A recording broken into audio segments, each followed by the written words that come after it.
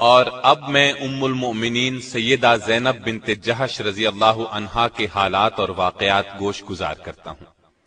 آپ کا نام برہ تھا، والد کا نام جہش اور والدہ کا نام امیمہ تھا، جو عبد المطلب کی صاحبزادی تھی۔ اس طرح سیدہ زینب نبی صلی اللہ علیہ وسلم کی سگی پھوپھی کی بیٹی تھی۔ امیمہ عبداللہ کی حقیقی بہن اور رسول اللہ صلی اللہ علیہ وسلم کی پھوپھی تھی۔ سیدہ زینب اسلام اور ہجرت کے اعتبار سے السابقون الاولون میں شامل ہیں۔ یہ بات واضح طور پر معلوم نہیں ہو سکی کہ آپ کی والدہ امیمہ نے اسلام قبول کیا تھا یا نہیں۔ ایک روایت کے مطابق اسلام قبول کر لیا تھا، لیکن دوسری روایت میں ہے کہ نہیں کیا تھا۔ آپ رضی اللہ عنہا کا نام برہ تھا، رسول اللہ صلی اللہ علیہ وسلم نے تبدیل کر کے زینب رکھا۔ نبی صلی اللہ علیہ وسلم کے نکاح میں آنے سے پہلے آپ کے منہ بولے بیٹے اور آزاد کردہ غلام سیدنا زید بن حارثہ کے نکاح میں تھی۔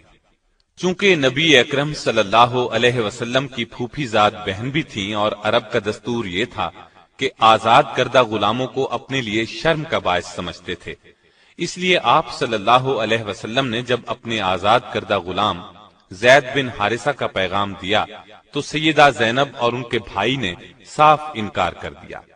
اس پر قرآن حکیم کی یہ آیت نازل ہوئی۔ کسی مومن مرد اور مومن عورت کو یہ حق نہیں ہے کہ جب اللہ اور اس کا رسول کسی معاملے کا فیصلہ کر دیں تو ان کے لیے اپنے معاملے میں کوئی اختیار باقی رہ جائے، اور جو کوئی اللہ تعالی اور اس کے رسول کی نافرمانی کرے وہ بڑی واضح گمراہی میں جا پڑا۔ اس آیت کے بعد یہ دونوں راضی ہو گئے اور اللہ کے حکم کے مطابق زینب کا نکاح زید سے ہو گیا۔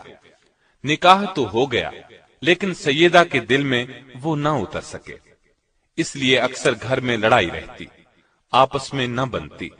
زید ہمیشہ نبی صلی اللہ علیہ وسلم سے زینب کی بے رخی کا گلہ کرتے، عرض کرتے میں زینب کو طلاق دینا چاہتا ہوں، لیکن آپ منع فرما دیتے، فرماتے اس نے تمہیں میری خاطر قبول کیا ہے، اس لیے اب چھوڑنا اچھی بات نہیں ہوگی، مجھے اپنے خاندان میں ندامت اور شرمندگی ہوگی۔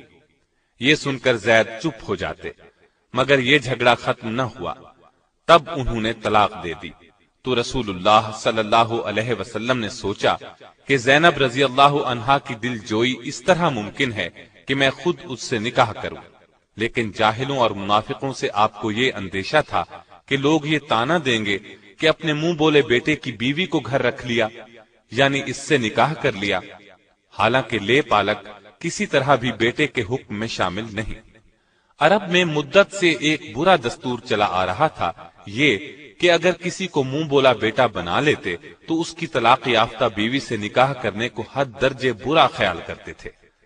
اللہ تعالی نے چاہا اس بری رسم کو نبی صلی اللہ علیہ وسلم کے فعل اور عمل سے ختم کر دیں، چنانچہ آپ صلی اللہ علیہ وسلم کو بذریعہ وحی اطلاع دی گئی کہ زید کے طلاق دینے کے بعد زینب آپ کے نکاح میں آئیں گی، تاکہ لوگوں کو معلوم ہو جائے منہ بولے بیٹے کی بیوی کا وہ حکم نہیں ہے جو حقیقی بیٹے کی بیوی کا ہے۔ آخر ایک دن زید نے آ کر آپ کو بتایا کہ اس نے تنگ آ کر زینب کو طلاق دے دی ہے۔ یہ سن کر آپ خاموش ہو گئے۔ جب سیدہ زینب کی عدت پوری ہو گئی تو آپ صلی اللہ علیہ وسلم نے زید ہی کو حکم دیا کہ وہ جائیں اور زینب کو آپ کے لیے نکاح کا پیغام دیں۔ اس سے آپ کا منشا یہ تھا کہ یہ بات اچھی طرح واضح ہو جائے جو کچھ ہوا ہے وہ زید کی رضامندی سے ہوا ہے۔ سیدنا زید آپ کا پیغام لے کر زینب کے گھر گئے اور دروازے کی طرف پشت کر کے کھڑے ہو گئے، اگرچہ ابھی پردے کا حکم نہیں ہوا تھا۔ ان کا اپنا بیان ہے کہ میرے دل میں سیدہ زینب رضی اللہ عنہا کی عظمت بیٹھ گئی، کیونکہ رسول اللہ صلی اللہ علیہ وسلم بذات خود ان سے نکاح کرنا چاہتے تھے، یہ ان کا تقوی تھا۔ انہوں نے کہا اے زینب، تمہیں بشارت ہو کہ مجھے رسول اللہ صلی اللہ علیہ وسلم نے تمہاری طرف بھیجا ہے، میں آپ صلی اللہ علیہ وسلم کی طرف سے نکاح کا پیغام لایا ہوں۔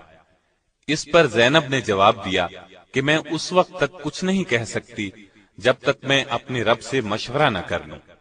مطلب یہ تھا کہ استخارہ کر لوں، پھر بتاؤں گی۔ چنانچہ آپ رضی اللہ عنہا اسی وقت اٹھیں اور نماز کے لیے گھر میں جو جگہ بنا رکھی تھی وہاں جا کر استخارہ کیا۔ ادھر اللہ تعالیٰ نے وحی نازل فرمائی کہ ہم نے آپ کا نکاح آسمان پر کر دیا ہے۔ آپ صلی اللہ علیہ وسلم کے ذریعے یہ اطلاع سیدہ زینب رضی اللہ عنہا کو دی گئی۔ آپ نے اسی وقت سجدے میں گر کر اللہ کا شکر ادا کیا۔ اس اطلاع کے بعد آپ صلی اللہ علیہ وسلم ان کے گھر میں داخل ہو گئے اور فرمایا، تمہارا نام کیا ہے؟ سیدہ نے فرمایا، برہ ہے۔ آپ نے برہ کی بجائے زینب نام تجویز فرمایا۔ اس نکاح کا ہونا تھا کہ منافقین باتیں بنانے لگے، وہ تو ایسے موقعوں کی تاڑ میں رہتے تھے۔ چنانچہ کہنے لگے، پیغمبر ایک طرف تو کہتے ہیں کہ بیٹوں کی بیویوں سے نکاح حرام ہے، اور دوسری طرف خود اپنے بیٹے کی عورت سے نکاح کر لیا۔ حق تعالی شانہ نے ان بد باطنوں کے رد میں آیت خاتم النبیین نازل فرمائی۔ محمد صلی اللہ علیہ وسلم تمہارے مردوں میں سے کسی کے باپ نہیں ہیں، لیکن وہ اللہ کے رسول اور خاتم النبیین ہیں، اور اللہ تعالی ہر چیز کا خوب علم رکھنے والا ہے۔ اللہ تعالی کی طرف سے اس وضاحت کے بعد ان منافقوں کے منہ بند ہو گئے۔ سیدہ رضی اللہ عنہا کا نکاح مدینے میں 3 ہجری میں ہوا۔ ایک روایت 4 ہجری کی بھی ہے، بعض حضرات نے 5 ہجری بھی لکھا ہے۔ نبی صلی اللہ علیہ وسلم نے نکاح کے بعد ولیمے کا بھی اہتمام کیا۔ چنانچہ سیدنا انس رضی اللہ عنہ فرماتے ہیں، رسول اللہ صلی اللہ علیہ وسلم نے کسی بیوی کے ولیمے میں اس قدر اہتمام سے کام نہیں لیا جتنا سیدہ زینب کے ولیمے میں فرمایا۔ ایک بکری ذبح فرمائی، لوگوں کو دعوت ولیمہ دی، انہیں پیٹ بھر کر گوشت اور روٹی کھلائی۔ لوگ کھا کر چلے گئے، لیکن کچھ بیٹھے باتوں میں لگے رہے۔ آپ صلی اللہ علیہ وسلم نے زبان سے تو انہیں کچھ نہ فرمایا، لیکن وہاں سے اٹھ کھڑے ہوئے تاکہ وہ سمجھ جائیں، اور سیدہ عائشہ رضی اللہ عنہا کے حجرے میں تشریف لے گئے۔ انہوں نے آپ صلی اللہ علیہ وسلم کو مبارکباد دی، پھر تمام ازواج مطہرات کے حجروں میں تشریف لے گئے، سب کو سلام کیا، سب نے آپ کو مبارک دی۔ بالآخر وہ لوگ بھی اٹھ کر چلے گئے۔ ان کے اس قدر تاخیر سے جانے پر آیت حجاب نازل ہوئی۔ اس آیت کے نزول کے بعد آپ صلی اللہ علیہ وسلم نے دروازے پر پردہ لٹکا دیا اور لوگوں کو گھر کے اندر جانے کی ممانعت ہو گئی۔ سیدہ کے نکاح کی چند خصوصیات بھی سن لیں۔ جاہلیت کی یہ رسم کہ متبنہ حقیقی بیٹے کا حکم رکھتا ہے مٹ گئی۔ اسلامی مساوات کا شاندار اظہار ہوا۔ آزاد کردہ غلام اور آقا کا فرق ختم ہو گیا۔ اس نکاح میں پردے کا حکم نازل ہوا۔ نکاح کے لیے وحی آئی۔ یہ نکاح آسمانوں پر ہوا۔ سورہ احزاب کی آیت 37 سیدہ زینب رضی اللہ عنہا کے بارے میں نازل ہوئی۔ اس بنا پر سیدہ زینب دوسری بیویوں پر فخر کیا کرتی تھی کہ تمہارے نکاح تو تمہارے گھر والوں نے زمین پر کیے، جبکہ میرا نکاح میرے رب نے 7 آسمانوں سے اوپر کیا۔ صدیقہ کائنات سیدہ عائشہ صدیقہ رضی اللہ عنہا خود فرماتی ہیں کہ میں نے ان سے زیادہ کسی عورت کو دیندار اور اللہ سے ڈرنے والا اور سچ بولنے والا نہیں پایا۔ ان سے زیادہ صلہ رحمی کرنے والا اور صدقہ خیرات کرنے والا کسی کو نہیں پایا۔ وہ محنت کر کے صدقہ کرتی تھی تاکہ اللہ کا قرب حاصل ہو۔ آپ صلی اللہ علیہ وسلم بھی سیدہ زینب کی بہت خاطرداری فرماتے، ان کی صفات کا لحاظ فرماتے۔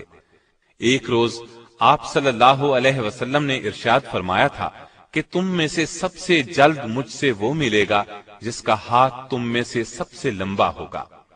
آپ کا اشارہ سخاوت کی طرف تھا، لیکن ازواج مطہرات نے اس کے ظاہری معنی مراد لیے اور اپنے بازوؤں کو ناپنا شروع کر دیا۔